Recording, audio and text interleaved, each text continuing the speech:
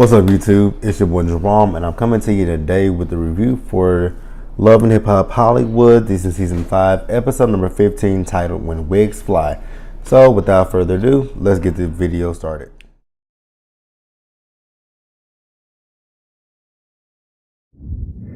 Alright, so the episode, this starts out with Paris. She's that big goofball. She is in a boxing gym.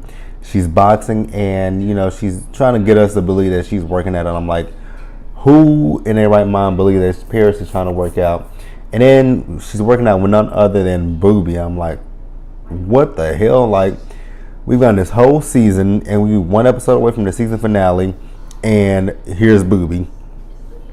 So then she's talking to Booby about his new relationship that he is in, and she also was talking to Booby about the whole situation that happened between her and K. Michelle. Talking about, K. Michelle keep bringing it up, and I'm like, if I'm not mistaken, you are the one that keeps bringing the stuff up that happened between you and K. Michelle. Only thing K. Michelle managed to do was just, show up with receipts proving that you actually did take the Uber for, more money than what you were actually saying you took it for. And, she's telling him how, Brooke is engaged to Marcus. And you got Booby in his feelings, and I'm like, Booby, why are you in your feelings? You and Brooke have not talked to each other since I don't know when. And you go say that she didn't tell you that she was engaged to Marcus. And you talking about how Marcus is not a good dude, which that may be all well and true, that he may not be a good dude for Brooke. But if you and Brooke have not had a conversation in a while, and you with another person, why is she gonna sit here and just up and tell you that I'm engaged to someone else that one that ain't got nothing to do with you? So I was completely thrown off and confused by the whole situation. All right, next you got LaBrittany. So LaBrittany is shooting a video with Cash Doll, and they having fun with the video. And once they finish, the video shoot, they have a conversation with each other, and they're both talking about how it is hard, coming from Detroit. And LaBrittany basically, she's been there for 2 years. So what it was LaBrittany, she said she goes back and forth between Detroit and LA.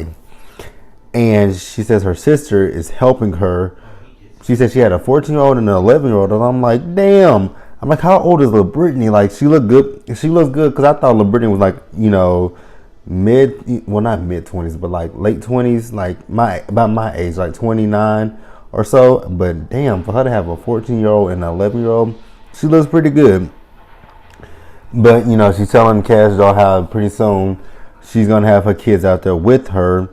And she thanked Cash Doll for helping get on the song with her. And that's pretty much it. And then we have another scene with LaBrittany. She has her sons out there in LA with her. So her youngest son, he looked exactly like her. I'm like, yep, that is definitely your child. The oldest one, I can see a resemblance to. I'm like, and again, I'm just still stuck on like, damn, 14 and 11. Like, you must have started extremely young having kids, but that's neither here nor there. And her youngest son is telling her how, with her being out there in LA and then being in Detroit with her sister, she just misses out on a lot of stuff in their lives. And LaBrittany's like, I know I do miss out on a lot of stuff in you guys' lives. So she's like, at this point, I just want it to be, the three of us. I want to bring you to LA with me. And they were like, okay, we feeling that. And like I said, it'll just, help her not miss out on the important things in her kids' lives, because they are at a pivotal age. And, she's going to, they're going to be big milestones that she just doesn't want to miss out on in her kids' lives.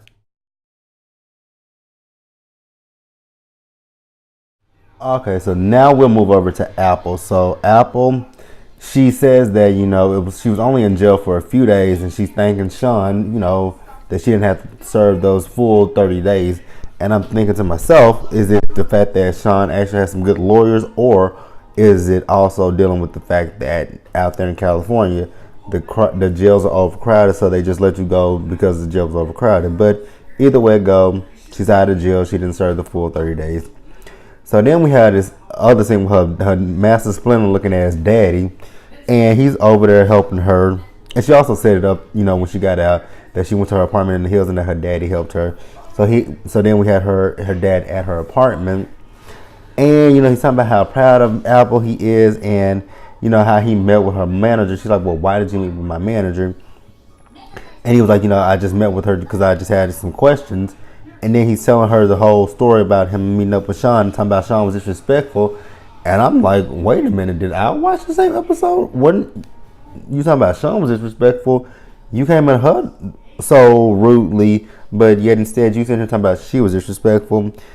And how it bothered him, and he wanted to be there for Apple. I'm like, bullshit. Like, you omitted a whole you omitted a whole scene from this whole thing where you told Sean that you may not be her daddy, but you don't want to tell her that. Like, are you serious? Like, that was a whole scene that you just completely omitted from this whole conversation. All right, and then we had this photo shoot that Sean put together for Apple, and Apple looked really beautiful in that photo shoot. And listening to Sean talk, like, she has a very country accent, and I'm like, God, where's she from? Like, I know I probably have a little bit of a country accent, but hers is horrible. So she's talking about how she didn't tell Apple when she took her to jail the whole logistics that happened with her and her dad, but this time she's telling her everything, and she's telling her how her daddy tried to justify him not being in her life, and Apple's like, yeah, and she's like, but you making excuses for him. And she's telling Apple how he basically just wants to profit. When she met with him, all he was talking about is trying to profit off of Apple. And then she does tell her Apple that he said that he may or may not be her daddy, and how she was like, but there are drugstores on every corner, you can go get a DNA test. And Apple's like, yeah, we can get a DNA test. And I'm like, okay, here we go. So if this dude turns out to be not her daddy, like, you gone this whole season trying to, quote, be in her life, but you not her father, like, fuck out of here with that shit.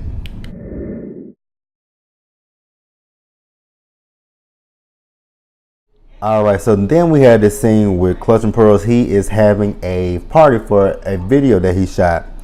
So whoever told Mama Dap to bring her ass there looking like she did was wrong for that. That wig was fucked up. It didn't. Again, we've been saying it all season how her wigs are fucked up. That nose ring she had, I'm like, is that a leaf in her nose? And in that dress she had on, I'm like, no. So Mona, let's have a little conversation. Mano y mano. If you bring the Bentleys back, more specific, well, hell, the whole Bentley family, Mama Dap, Big Lyrica, Little Lyrica, and Clutch and Pearls, if you bring them back, we gonna need you to up the budget on the wigs, because the wigs and that whole family look tired and janky. They are all fucked up. So then you got, like I said, so Mama Dap is there, and she's over there having a conversation with Marcus about a man that she's supposedly dating that she's met in Nigeria. Well, she didn't meet him in Nigeria. She met him via FaceTime, but he is from Nigeria, and how she's going to Nigeria to see him soon. And I'm like, I was sitting there thinking to myself, like, that was a catfish. Like, that is somebody that probably lives in Queens, New York, that's playing your ass. But whatever. So, we got, so Apple is there, Amber Diamond is there, and Little Lyrica. So, those three are talking, and, Little Lyrica is talking about how Brooke has not been a good friend to her, how she's, engaging in the bullshit and the drama from K. Michelle.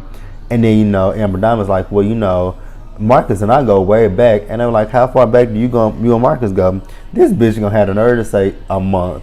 I'm like, oh my God. And then, Little Lyrica like, I hope you take her man. I'm like, well, damn, tell us how you really feel. So then, Amber spots Marcus. So Amber goes over and has a conversation with Marcus, and Mama Dap is like, well, how you know her? Who is this? And Marcus tells her, they go back. I'm like, yeah, go back to you liking her photos on Instagram. So then, she's asking, where's Brooke? Amber Diamonds had the nerve to ask, where's Brooke? And, she's telling Marcus that last time she saw Brooke, she was hosting this event for Rockstar. And he was like, Rockstar? And she was like, yeah, Rockstar, is that a problem? And he didn't say anything. So then you also have at this party, Little Little Lyrica has Big Lyrica there with them big puffy inflated lips, and she has a box and she opens it and there's a onesie in there and it says, "Will you marry me again?"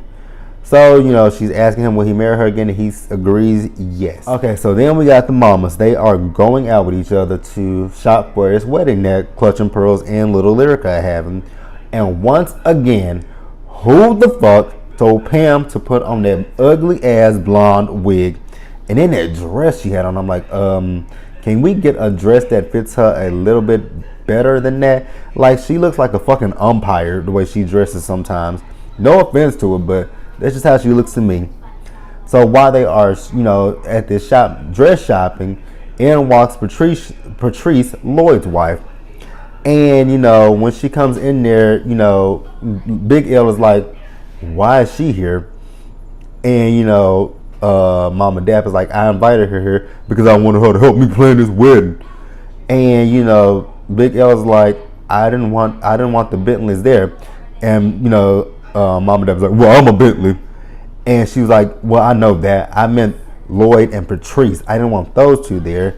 And then, you know, Patrice and Mama Big L get into it with each other.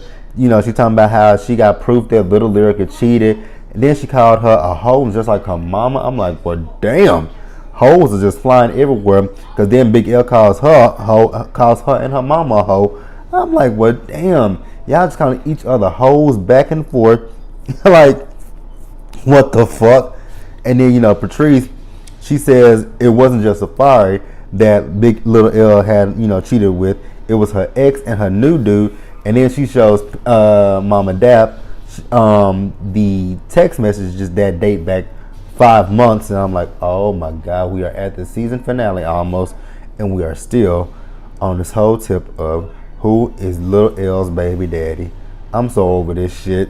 Like, I'm so glad that we are almost done with this, even though we already know who the baby daddy is. And, you know, they just want to play it for the cameras, I feel, at this point. Like, it's overkill because she was on Wendy Williams.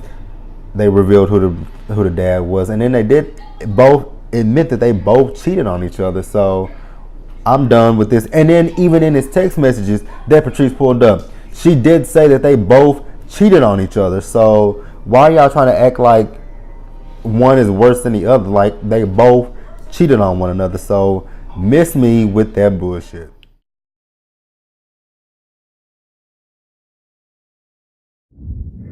All right, so now we're gonna move over to Brooke. So Brooke is at home and she says that she is writing music and making a comeback. I'm like, okay, Brooke, if that's what you want to say, let's go for it. So, you know, Marcus comes in, he in his feelings, and she asks him how's the party, and he's like, well, you know, he tells her how the party was, but it's sad that he couldn't invite his fiance there. And I'm like, well, if your fiance wasn't such a messy bitch, he could invite her somewhere. And, you know, like I said, he's still in his feelings about what Amber Diamond said to Brooke. So, you know, he does tell Brooke that, you know, at the party, Amber Diamond was there, and she told him that she hosted that event for Rockstar. And Brooke was like, you know what, yeah, I went to the studio and, you know, we worked on the music and one thing led to another and I'm hosting a party for him. But she's like, you know what, why even speaking of Amber Diamond, it's so funny that you mentioned her. I was going on Instagram and I happened to see that my fiance liked the naked pictures of Amber Diamond. And, you know, when she mentioned that, that's when, you know, Marcus want to, you know, kind of put the blame on Brooke. And I'm like, y'all both are stupid as hell. Like, what? And, you know, Brooke is talking about how she wrote a song for him called Fuckboy Tendencies. And I'm like, oh my God, like, you two are working on my last nerve as well. But then, like I said, so here's a weird thing when it comes to Marcus and Brooke. So Marcus was still in his feelings, and he told Brooke she's not gonna get anything that involves it that has D in it. So basically the dick, deposits, and payments. And I'm like, payments don't have a D in it, but if that's what you want to say, we're gonna go for it. Like, payments does not have a D anywhere in this shit at all.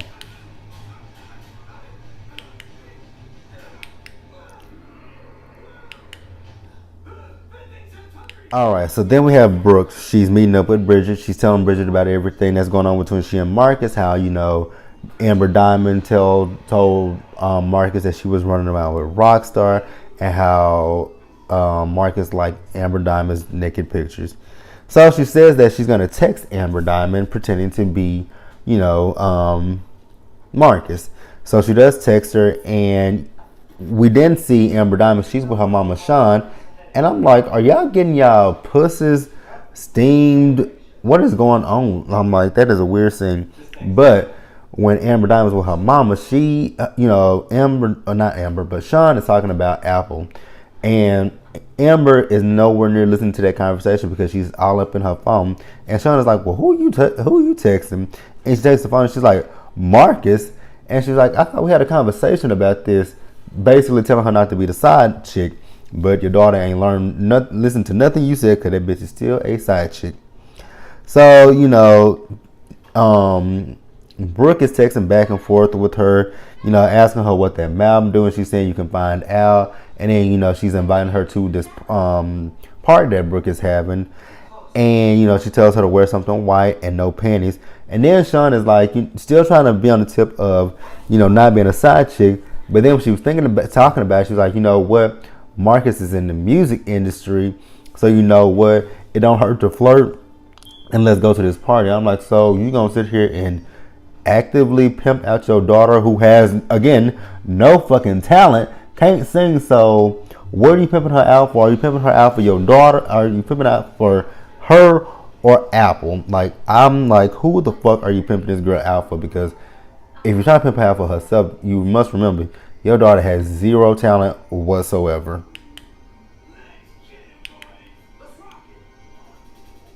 All right, and lastly, we have Brooke. She is finally doing something that we completely forgot about. The bitch can actually sing. So she's singing her song, and, Marcus is not there because of everything that's been going on between she and Marcus.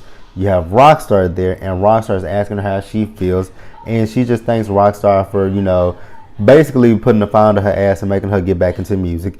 I'm not going to go into the whole details about Rockstar, having a conversation with the money, because I thought it was stupid, corny, and lame as fuck, which is exactly what I think about Rockstar every time I see him. So then you got Paris. She goes up to where Bridget is, and, she's saying to Bridget she has a sexy surprise coming, and asking where's Marcus, and Bridget's like, Marcus is not here. And I'm like, Paris, like, so what was the purpose? Like, you trying to play devil's advocate? Are you trying to take Brooke's spot as being messy boots number 2? Like, what was the purpose in you inviting Booby there and thinking Marcus was gonna be there? Go away, Paris. So then, Bridget asked Paris, was she invited to Clutch and Pearls and Little Lyrica's vow renewal? And Paris is like, yeah. Bridget was like, well, shit, I wasn't invited. I'm like, well, maybe you weren't invited because of the company that you keep, i.e. Brooke. You think maybe that'd be the issue why you weren't invited, but whatever. So then we got Amber Diamond and her mama. They show up, and Brooke is like, oh, there's Amber Cubic Zirconia. Are you here for your chocolate surprise? And she says, Marcus invited me. She says, I'm Marcus. So then, they start going back and forth with each other, and she says that she is a side chick she's a side chick in LA. Last season she was a side chick with Tierra and Cisco, and now this season she is her side chick to Marcus. So then Sean getting her feelings and throw her purse at Brooke, and she's like, yo, is that purse real? If it is, get it so we can pawn that bitch. So then, Sean tells Brooke, come from behind, come up closer. And so Brooke says, well, you know what? Fuck it. You ain't said nothing but a word. I'm going to walk up to you closer with my microphone. And exactly what she did. So then, Brooke said something to Bridget. I forgot what she said to Bridget. And then, Sean out of nowhere just completely snatches the shit out of Amber Diamond's wig and try to swing it at Bridget. She missed Bridget, but I'm pretty sure that wig, got Brooke and Bridget in some way. And that shit was embarrassing as fuck. Like, you already here looking like a side chick, and then your mama just snatched your wig off your fucking head. Like, oh my god, that is crazy as fuck. So then, Booby does show up, and he goes up and talks to not Bridget, but Brooke, about her whole engagement to Marcus.